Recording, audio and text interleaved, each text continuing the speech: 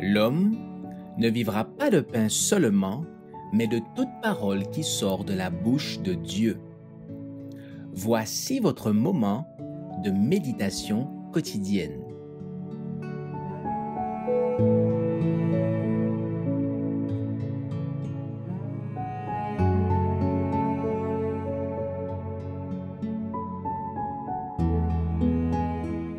Servir, c'est grandir, le 24 octobre.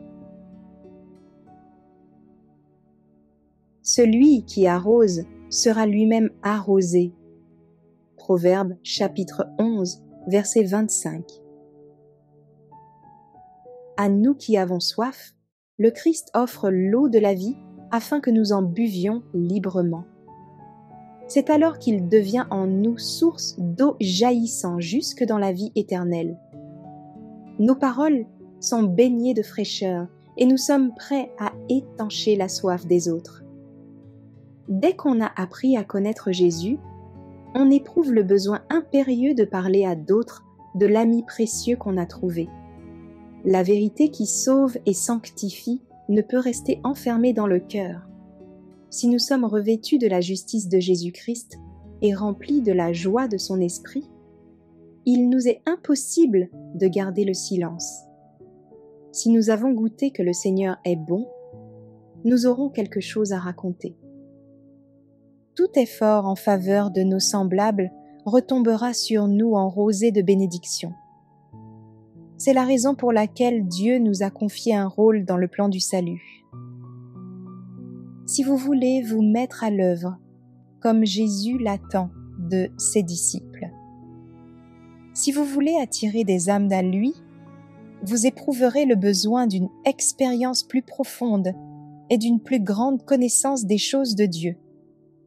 Vous aurez faim et soif de la justice. Vous crierez à Dieu. Votre foi sera fortifiée et votre âme pourra boire à longs traits à la source du salut. L'opposition et les épreuves que vous aurez à surmonter vous pousseront à la lecture de la Bible et à la prière. Vous croîtrez dans la grâce et la connaissance de Jésus-Christ et vous acquérez une riche expérience.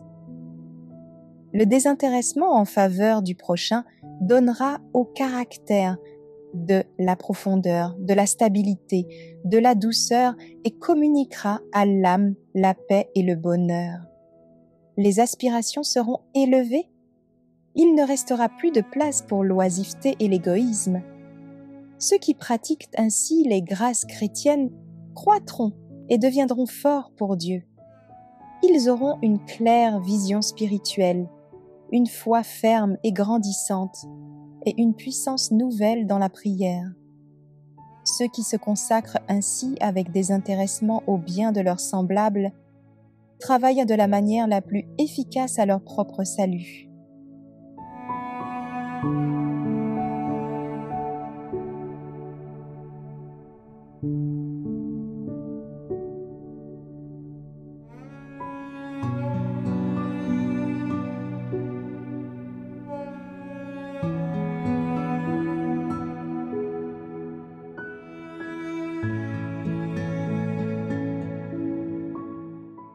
Merci d'avoir écouté cette présentation.